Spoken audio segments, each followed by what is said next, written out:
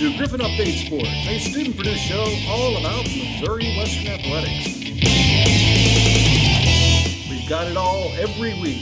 Highlights, games, players, fans, and every sport all year long. Welcome to Griffon Update Sports. I'm your host, Bailey Ketchum. And I'm Gannon Cornley. On today's show, we'll present the top 5 highlights of the week and introduce you to our player of the week. We'll also choose and highlight the game of the week and updates on all upcoming sporting events. Every week, we'll feature a different topic for a roundtable discussion on news and sports. This week's topic, should college be a requirement for the NFL and NBA? Let me think about that. Our first segment today is Griffon Sports' top 5 plays of the week. Check out our highlights. Birthday boy and Dom Marino, who found Cunningham again, this time connecting for a 68-yard pass play, gashing the Broncos defense and giving the Griffs a 41-37 lead. Here we have Sarah Collins. She passes to Brooke Howe. Howe passes back to her. Collins looking to shoot. She does, and she scores. With 3 seconds left and following a Missouri Western timeout, Broncos quarterback Stallard scrambled and heaved a pass to the end zone looking for Looper, who was absolutely blown up as soon as the ball arrived by Missouri Western senior DB Jonathan Owens to preserve the high-scoring 41-37 victory for the Griffins. Schwarzkopf pushes the ball down the field. She's looking to pass it. She finds senior Cindy Cluck. Cluck takes it to the center of the field. She's looking to shoot. She does. It's deflected, but after review from the refs, it is a goal. Missouri Western's home opener versus Truman University, Lauren Murphy sets up her teammate Michaela Sailors-Weeb for an early kill during the first set. Those are some dope highlights. Up next is our segment on the current player of the week. Our player of the week is soccer player Cassidy Minke. Minke has been named MIAA Offensive Player of the Week for the first 2 weeks of the season and holds the record for most goals at Missouri Western and is third in MIAA this season with 9. Coach was the first one to tell me. I was surprised, but it's an extreme honor, but it's a team effort. I'm not the only one doing everything. My teammates are giving me the opportunities. I'm just trying to execute as much as possible. Try to stay focused during the game, even when I score and when we're up. I let myself be a little more happy when the game's over because we're winning, and I don't want to get too unfocused during the game. We're really close. I mean, we're a family, so we're always having fun together, and we just want to win games and keep getting better. Every day, no matter what challenges we face, we just keep pushing and we just improve every practice, and I think that's what's really helping us. Cassidy sure makes it easier on the defense by scoring all those goals. Soccer had their first loss of the season this Friday against Central Missouri, the number 4 team in the nation. But Sunday, they bounced back to win their first conference game against Lindenwood. They return home this weekend against Missouri Southern and Southwest Baptist. We'll be right back with the game of the week after this. The leading problem I've faced is a misunderstanding on the part of students of the importance of academic advising. They miss appointments. They don't make appointments. But what's most disappointing is when they come unprepared. Give me a student with a plan in their head, or better yet, on paper. We could talk about their interests, not just about their classes. We could discuss internships, classwork, grad programs. It would open the door to what advising is truly about. Can I help you? But instead, they come to me in a panic when they need to register because... I need to talk to you. I was trying to register for my classes, but it wouldn't let me do it because I need my PIN, and I haven't had time to set up an advising, so I don't even know what classes I need to take, so I just signed up for a bunch of random ones, and I'm going to drop them later. So can I have my PIN real fast? Because I'm still logged into a computer in the lab.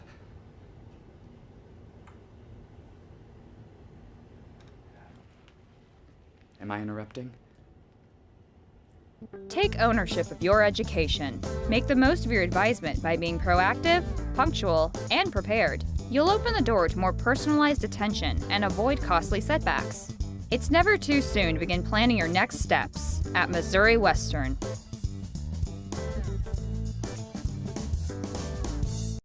Just like I run around on the soccer field, my sports team and I ran around and hit every sporting event this last week and chose which one we thought stood out the most. And it turns out that our game of the week was also the NCAA Division II football game of the week. Our Griffins versus Central Oklahoma Broncos.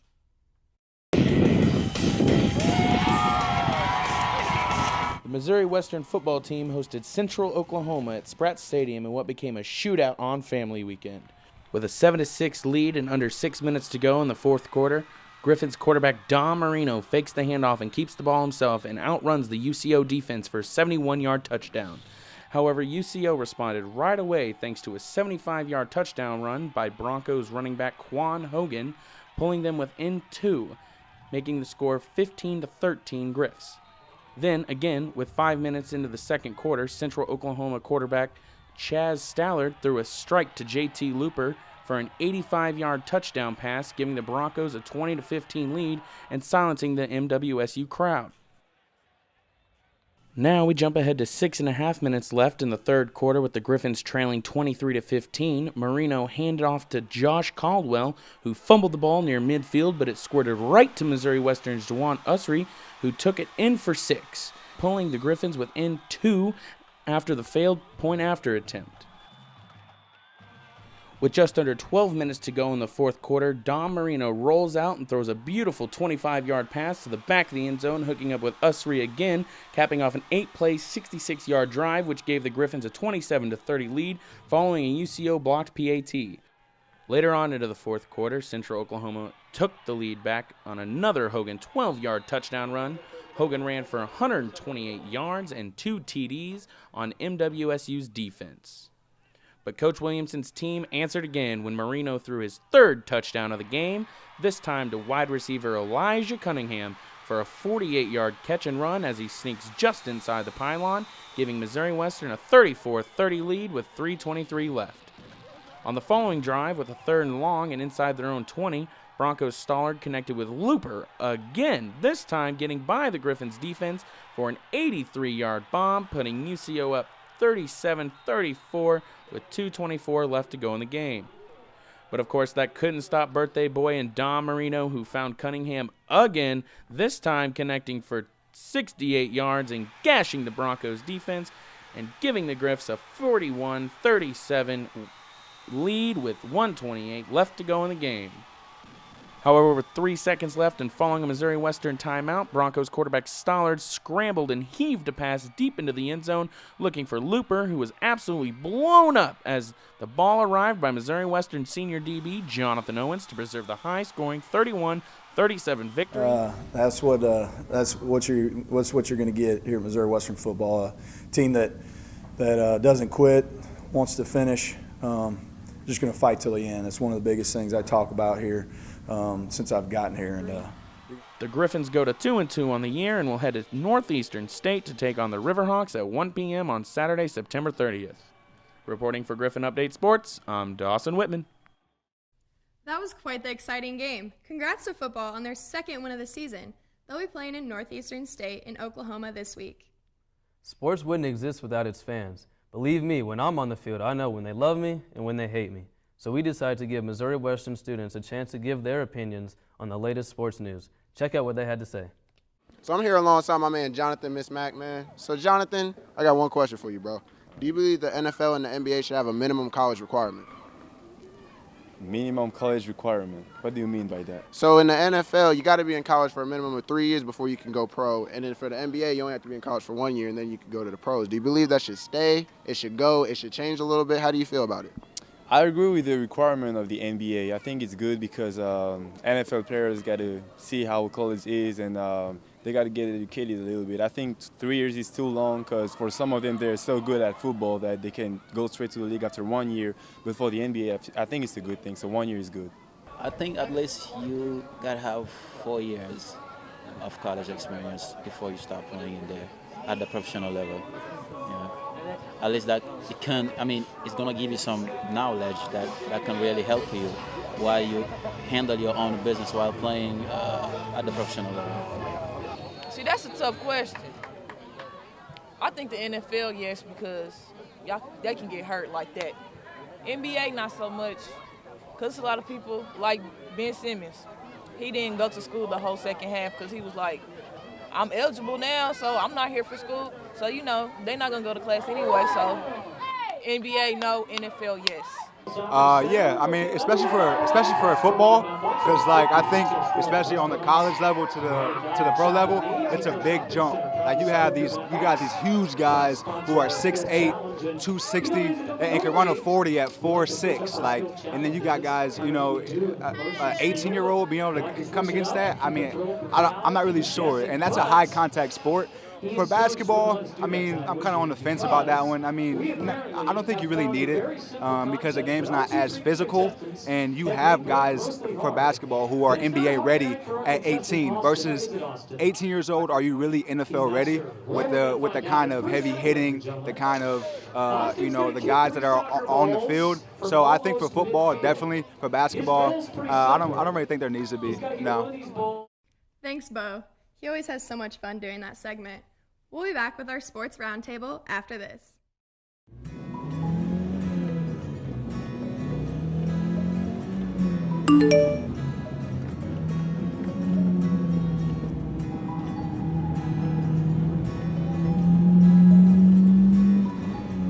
One out of every 4 car accidents are caused by texting and driving. Wait, what did you just say? You heard me. That's better. Keep your eyes on the road.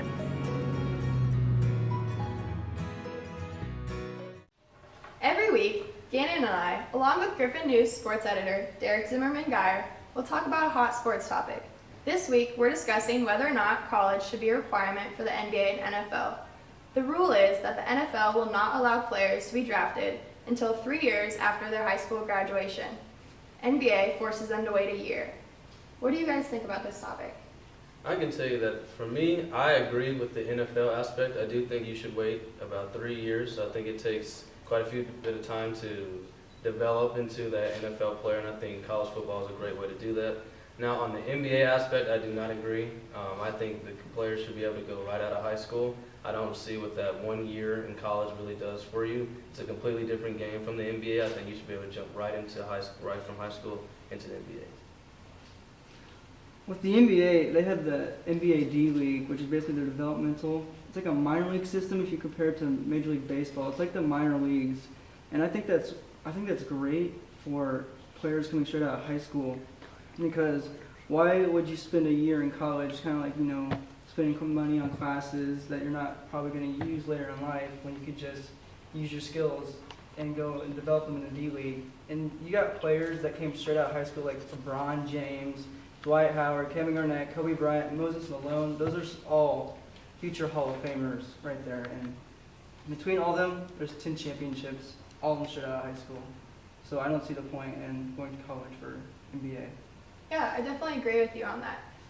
From my point of view, just being a soccer player, I'm sure you can agree with me on this. For me, it's like every time I step on the field, it could potentially be my last game. So I don't, like, my body, I don't know, sometimes I'm like, can I get through this whole season? Can I not? I don't know if my body would be able to wait a whole year and then go on to play professional sports when I could just play right away. Yeah, I definitely see what you're saying. And from a soccer standpoint, I feel like you could get drafted by or picked up by FC Barcelona today, you know, and start immediately playing professional soccer, and that would take no physical, you know, another physical level. That's why I think the NFL is such. That's maybe the one sport that I think you should maybe wait, just because of the physical aspect of it. But any other sport, like in this case the NBA, I think you should be able to go straight from high school. I don't see any aspects to it. I think you should just be able to go straight into it. For the NFL, it's never too late though. There's an abundance of players who started their careers late in their lives. Like Michael Lewis was 30 years old and he's driving a Budweiser truck for the New Orleans Saints, and New Orleans Saints is his hometown team, and he ended up getting signed by them, and he started a 6-year career with them. And his goal was to play one game in his life, and he was looking at a 6-year career.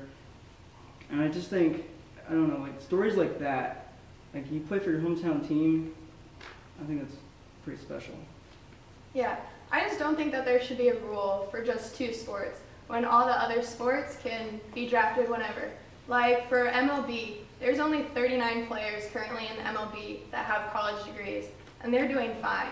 Like, they have the choice to be drafted. If they don't want to be drafted right away because they don't like the deal, then they can go play college for a year. But I think it should be their choice.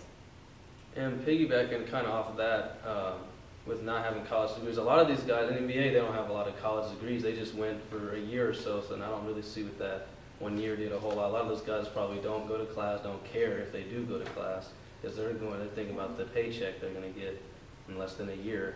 And also, the new rule that the NCAA just allowed, with allowing players to enter the combine, not as long as you don't sign with an agent, you can come back to college. I think that would be a really good deal for high school players. They could go and see what different teams think about them.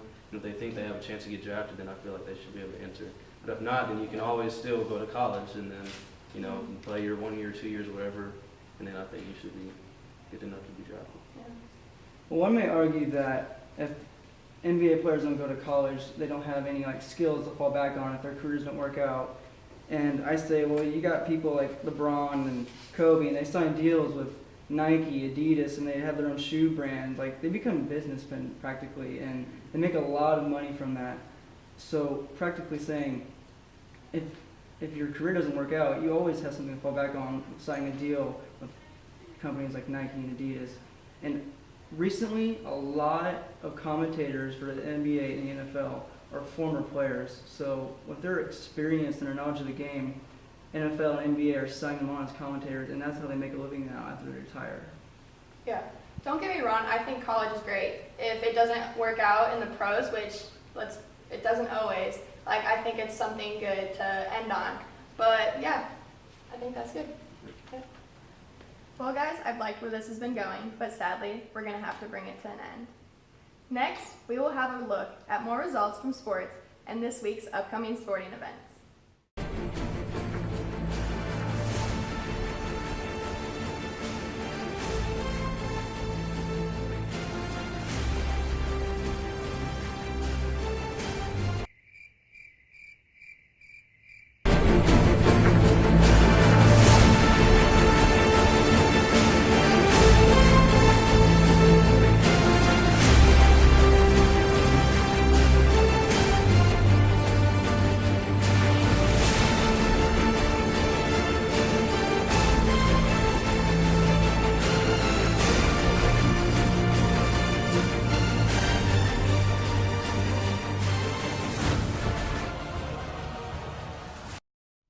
Welcome back. Before we end the show, we want to give you more updates about what's going on with all the sports. Volleyball went 1-1 this weekend with a 3-1 win against Lindenwood and a 3-1 loss against Central Missouri, and returned home this weekend to face Missouri Southern and Southwest Baptist. Women's cross country finished 14th and the men finished 30th in the largest field they've ever competed in, with over 40 teams in Minneapolis, and women's golf placed 10th in the MIAA Fall Preview. Now for more about upcoming sporting events. Soccer is home against Missouri Southern Friday at 6 and Southwest Baptist Sunday at noon. Football is away versus Northeastern in Oklahoma on Saturday at 1 p.m.